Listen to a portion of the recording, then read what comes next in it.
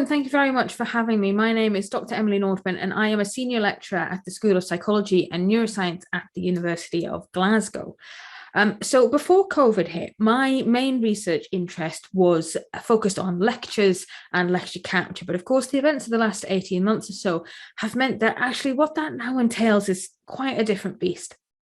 What I'm going to do in this talk is to take you on a journey through the evolution of my thinking on lectures and lecture capture. And I already know from talking to people on Twitter and my own colleagues and previous talks that not everybody agrees with me. And some people feel quite strongly that I am wrong. So hopefully this will generate some good discussion.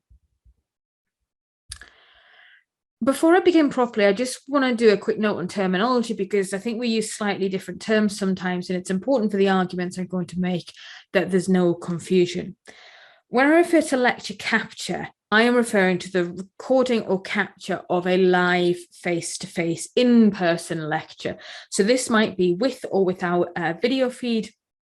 It might just be the slides and audio. It also might be automatic. So the lecturer walks into the room and it just happens in the background. And it's very much a plan B. The live lecture, the in-person experience is the intended experience, and it's also going to be the superior experience because that's what it was designed for.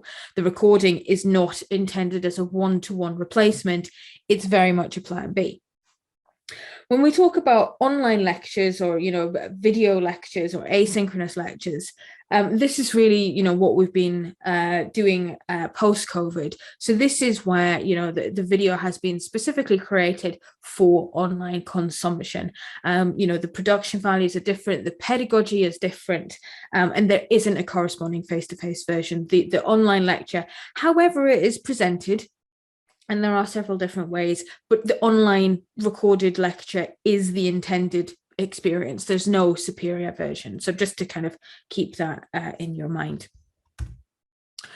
Okay, so I want to go back in time to about 2015 for phase one. My first approach to studying lecture capture was, as it was for many people, to look at the relationship between providing lecture recordings, student attendance in lectures, and then subsequent achievement on, for example, the final course exam. Because I was very aware at this time that lots of academics seemed to think that if they recorded their lectures, lecture attendance would be decimated, and the students would all do really, really badly if they only had recorded lectures to learn from. And of course, we'll just skip over the layers of irony that viewpoint now contains. As will become clear later, I now think that this question of attendance and lecture capture is largely uninteresting and actually potentially problematic. However, it was the results of this study that led to phase two of my thinking. The key selling point of this 2019 paper is that we had data across 4 levels of our undergraduate program. So first year, second year, third year, and fourth year. It was cross-sectional, but overall what we found was that there was no relationship between how much students were watching the recordings and their attendance in class. But actually the really interesting differences were when you looked at the difference at the different levels of study and the interaction with their general academic ability. So for the third and fourth years, there was really kind of not a huge amount going on. But for the first years, for non-native speakers in first year used the lecture recording significantly more than native speakers. And then this difference went away in second, third, and fourth year.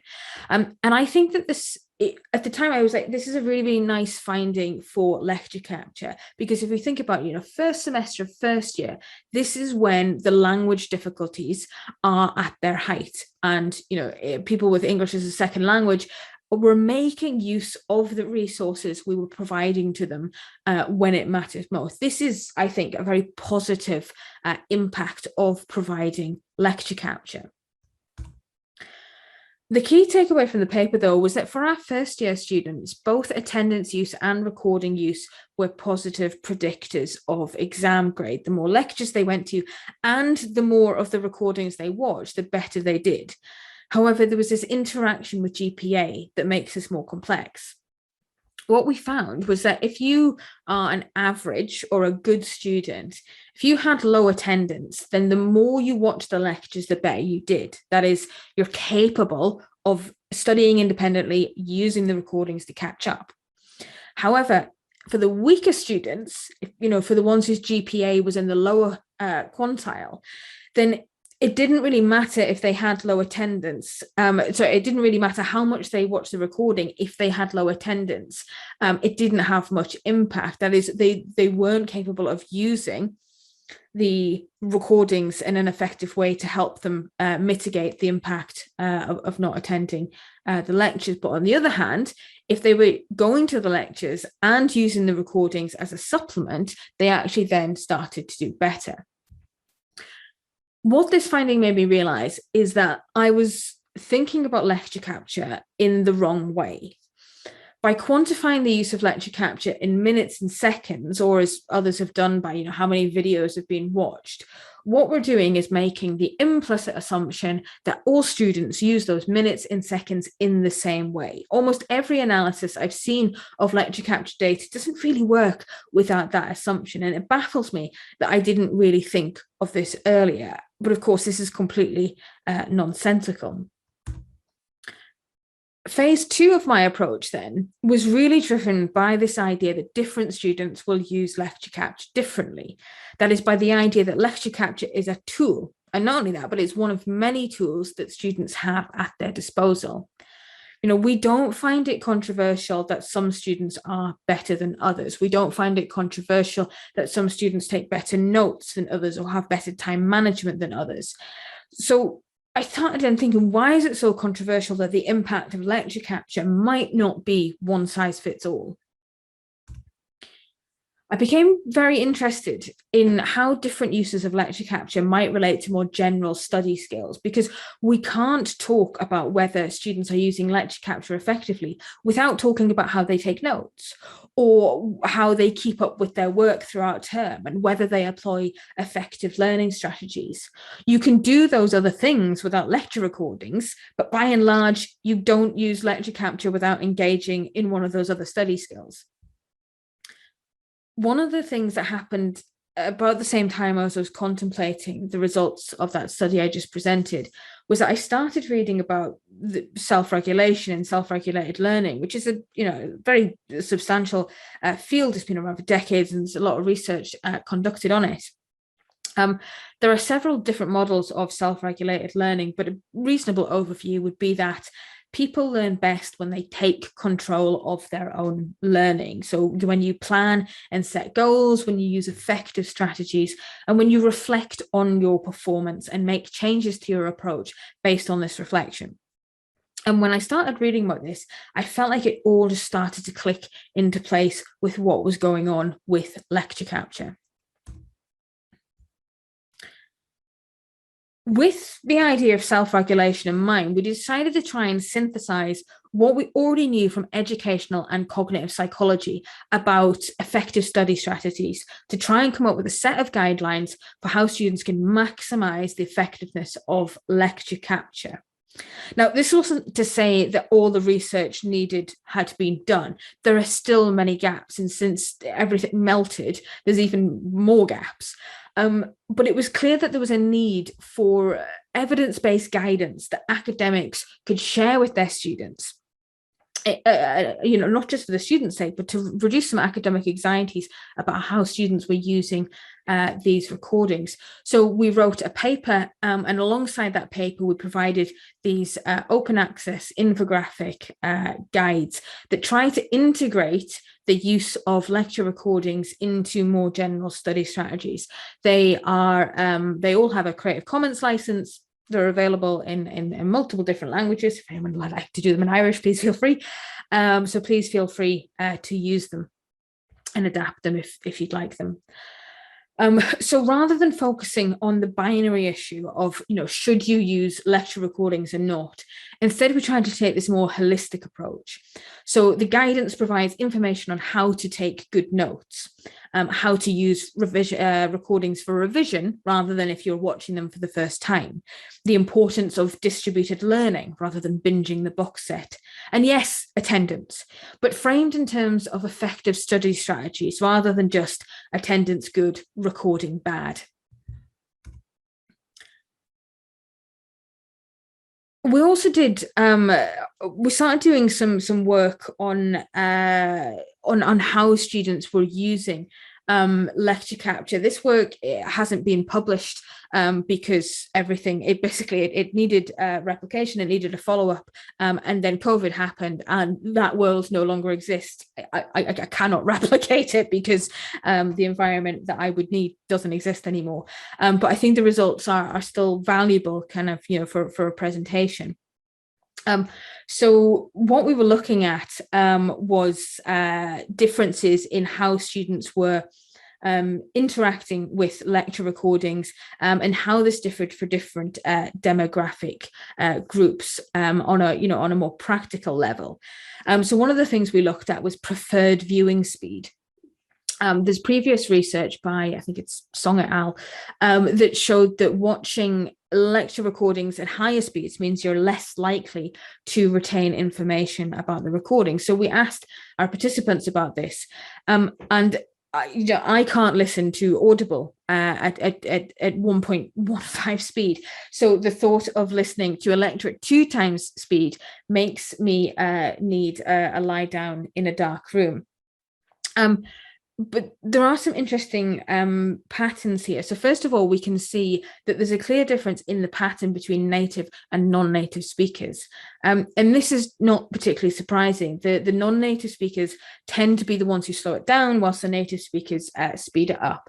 It's not surprising, but actually, I think this is maybe, again, it's that indication that the students are using it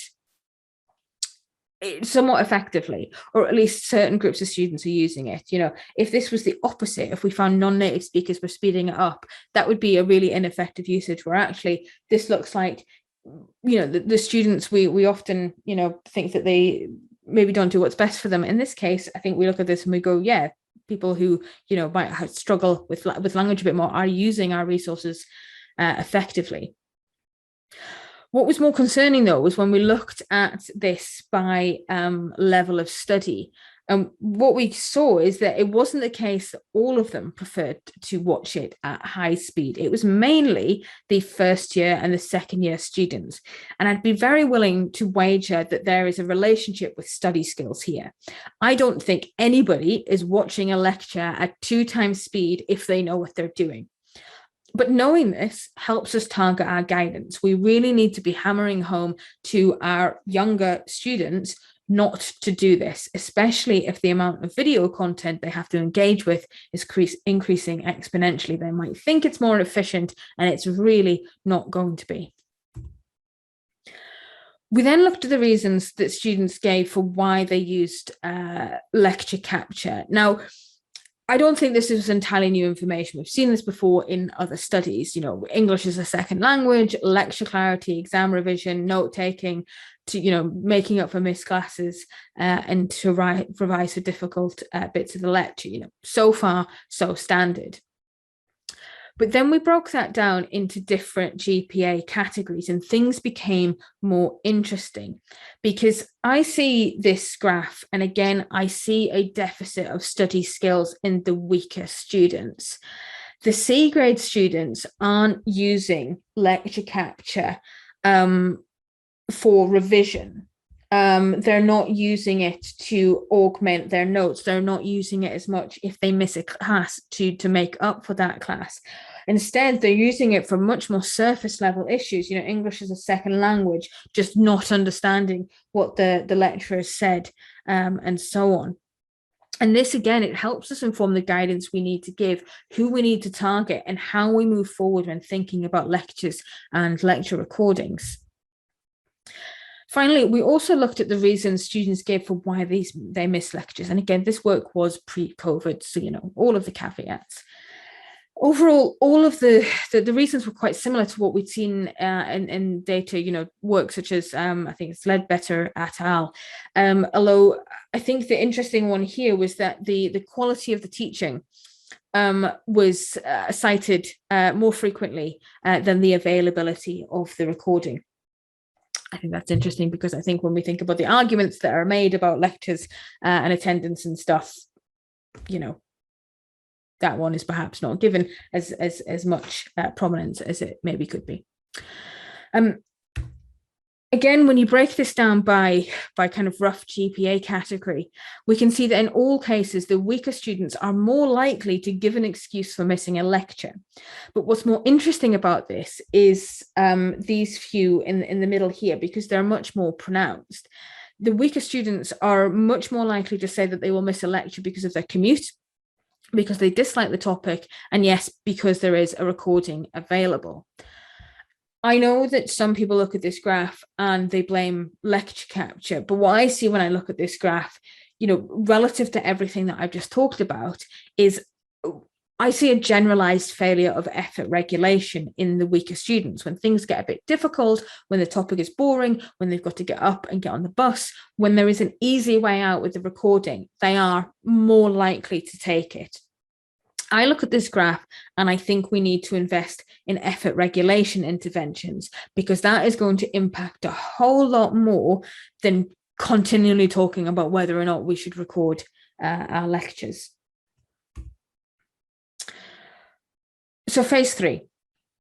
In phase 1, I was so concerned with showing people that lecture capture wasn't about to bring an end to academia as we know it, that I put all of my focus on that link between attendance and recording use. And aside from the issues I've already talked about, I think that in doing so, I neglected the most important point of lecture capture, which is its humanity. Lecture capture at its core is a second chance, and that is a good thing. In some respects, this isn't too controversial. We know that non-native speakers and students with learning disabilities hugely appreciate the provision of recordings. And we also know from the many studies on staff attitudes to lecture capture that these issues are frequently cited as the acceptable reasons, acceptable uses of lecture capture. But lecture capture is more than this. What we've got less evidence on is how lecture capture impacts the experience of those with physical and mental health problems. I believe that part of the reason there's not been a great deal of work on this is because it's been politically difficult, again, pre-COVID, but politically difficult to make the case that lecture capture can be used to skip lectures. Because there's that fear that if you bring up attendance in any capacity, then the conversation will stall. Now, this isn't to say that I believe that lecture capture reduces attendance. There is more studies that show no effect than do, and when they do, it's generally a small effect. This is simply to say that some students have personal circumstances that mean they choose to watch a recording rather than attend. And I would really, really hope if the last year and a half has taught us anything, it's a little bit of empathy with that position. In 2018, we received funding from the Quality Assurance Agency in Scotland to look at how lecture capture could be used to support widening participation students. Just in case you use slightly different terminology, widening participation refers to trying to make academia, that little bit less of a white middle class haven. The standard definition of widening participation tends to focus on socioeconomic variables, trying to encourage students from deprived areas into higher education. But in recent years, the definition is getting broader to include people who have caring responsibilities, first generation students and refugees, for example. Part of that work with the QAA involved conducting focus groups with widening participation students about what lecture capture meant to them. And this was these focus groups were conducted March 2020, early March 2020, just before everything blew up. But you can see the socially progressive case for lecture capture just jumping out so clearly from these quotes.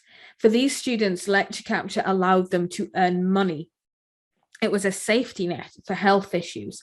And it was also about balancing cost and reward, not through laziness, not through poor study strategies, but a rational choice that all of us are now thinking about as we consider, how many days a week are we going to go back to the office? I have not met an academic who's going to go back to the office 5 days a week, even when we can. I have not met someone who's not going to continue to do things online if they only had one meeting that day. Why are we so adverse to our students making the same practical, rational choices about their education? So phase 4, good old COVID phase 4. When COVID first kicked off, a lot of people said to me, oh, well, this is going to be great for your research. And, I'd nodded and smiled, and inside I was screaming, because aside from, the pandemic, I realized quite early on that the entire debate about lecture capture and the relevance of my expertise had kind of changed overnight. I had spent about 5 years developing what I hope were persuasive arguments for why academics should record their lectures. I had answers to almost every question and concern people would throw at me. I was good at making the argument. And then everything changed. Not only was everyone suddenly forced into recording their lectures, putting them online, but, for example, the union arguments that said that recording teaching would put all of our jobs at risk. The union was now arguing for online teaching and recordings, which I completely support. But it was interesting to see that overnight, a lot of the arguments that people had about lecture capture just kind of went away. There was academics who'd previously told me that they couldn't or wouldn't record, either because they said that students wouldn't learn anything from the recording, or because they couldn't record, talking about their latest research before it was published. Suddenly, those arguments disappeared. And I find myself in a very odd position, because what I find myself arguing for now isn't that we should record our lectures. For the most part, tick, job done, thank you, COVID. Instead, I'm in the strange position where what I am now arguing and disagreeing with people with is that I strongly believe that we should return to face-to-face lectures with lecture capture when it is safe to do so, because there are an increasing number of calls and opinion pieces to abandon live lectures entirely moving forward. I want to just take a step back for a second and think about what we've learned in the last 18 months. First, and I know this wasn't news to many people, but it was to some, lecture capture as we knew it is not the same as online learning. There were some departments that I've heard about that decided to use old lecture capture rather than re-recording. So just like the old automatic lecture captures from when everyone in the room. I even heard one horror story of a department where they literally just uploaded last year's recordings without checking anything. So there was one lecture where the lecturer was 20 minutes late, and then there was just like 3 weeks of an empty room where people had been on strike. Those people have not done well in the last 18 months. And aside from those horror stories, those lecture captures represent teaching that wasn't designed to be done online. We've all learned this year just how much work it takes to do good online learning. Shorter video chunks, more active tasks, better production values than the traditional lecture capture, which was often automatic. It's also really, I think, being hammered home that coming to university is not about videos. If students wanted to just get content, they've got YouTube, they've got Wikipedia, they've got libraries, they could read and watch stuff. That's not why they come here. Recorded lectures are not a replacement for meaningful contact. Now, what meaningful contact actually is up to debate, and there's a huge range of what that can entail. But we've seen both in the literature, actually in our own internal evaluations, that departments that went fully asynchronous didn't do very well with students who hadn't chose to learn online. Yes, students like having the flexibility of the pre-recorded lectures or the lecture capture to catch up, but it was pairing that flexibility with some sort of live session, meaningful contact, whether that's a Q&A or a timetabled watch party. It was the pairing with meaningful contact that made a difference. Part of the reason for that is because going fully asynchronous puts a huge burden on students in terms of self-regulation. And there's a long-standing literature that suggests that students with poorer study skills and self-regulation struggle more with the greater autonomous nature of online learning. And that's been no different during COVID. Arguably, it's been even worse because there's additional pressures on top of that. Finally, from a staff perspective, and this is somewhat on a different track from what I've been talking about today, but I've seen a few articles about it recently, so I think it's worth mentioning. The anxieties that used to exist about lecture recordings have changed a lot. The idea that students would put our material on YouTube, for example, used to be this big thing, and it just didn't happen. It turns out there's more interesting things on YouTube. But we're also in a place now where the existing lecture capture policies we had protecting lecture recordings, some of which weren't very good in the first place, just simply don't reflect the new reality. There's so much more recorded material and so many more different types of recorded material. What we need going forward is policies that distinguish between the recording of live teaching and asynchronous teaching. We need policies that protect the performance rights of academics, but allow flexibility for reasonable reuse of recordings with permission. A policy that says you can only use recordings for a year would be very short-sighted, and it would damage staff as much as it would protect them. We are just in the process of updating and approving our new recording of teaching policy at Glasgow, and I hope that will be available to share in the next few months. But what I can say now is I think that this debate over recording policy is likely to come back in full force because of the new reality. And I would implore both sides of that debate to reflect on the realities and the anxieties, but also the evidence. Teaching staff absolutely deserve to be protected, to have the huge amount of work we put into making the last year work. That work should not be used in ways that we are not comfortable with. But at the same time, teaching staff deserve an honest argument. So many of the claims that were made about what would happen if we recorded, if we did lecture capture, they just never came to pass. We will have better policies and better protection as staff if the actual risks and considerations are presented fairly on both sides and take the evidence into account. So putting that all together, what I hope for phase 5 is that the new normal will have a much greater recognition that lectures are not just about lecturing. Now, many people before me have made this argument, but we're perhaps in a unique situation because of COVID where people might be more willing to listen. When I think about what lectures are for, this is what I think about. Lectures give students a structure. They help them develop a routine, timetabled live lectures coming to a place at a specific time.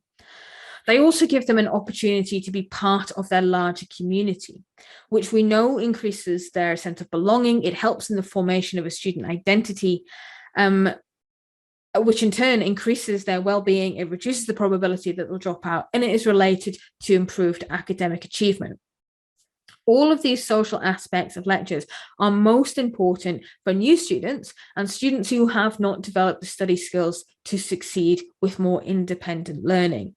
Flipped classrooms are a great idea for older students, but if I think about my first year cohort, fully flipped classrooms would be a disaster. They just don't have the self-regulation to do the prep work. Yes, you can give them some things, but a fully flipped classroom would very likely result in just a far greater proportion just not turning up at all.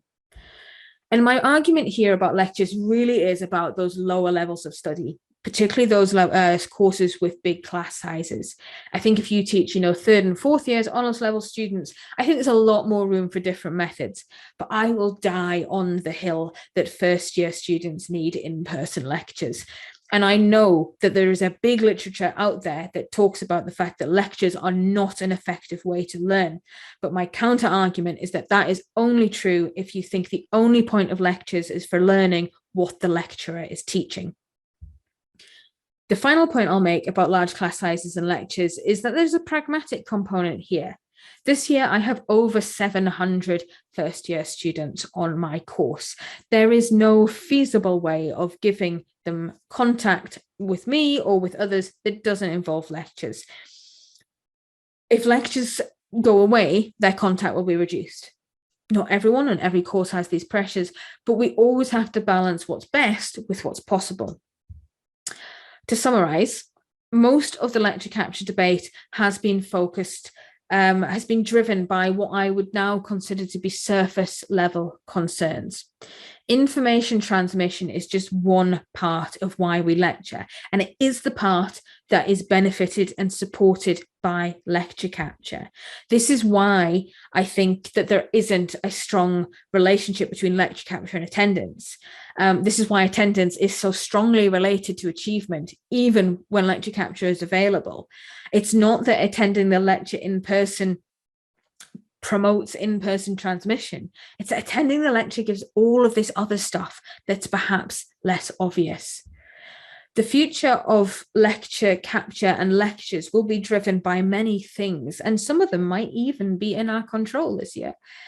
But I hope that regardless of what route we take, it's one that will be given real critical pedagogical thought, because arguing that we should abandon traditional lectures is just as unhelpful as the view that they should be the default mode of teaching. Thank you very much.